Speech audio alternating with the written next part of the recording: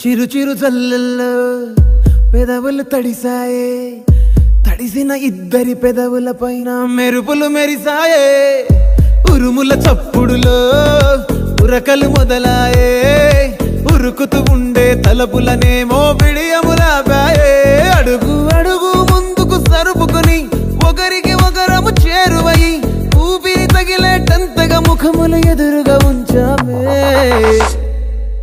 ముద్దు పెట్టేశావా బా? లేదే భాగ్యం, తొలి ముద్దు భాగ్యం నీకే దక్కింది. చాలే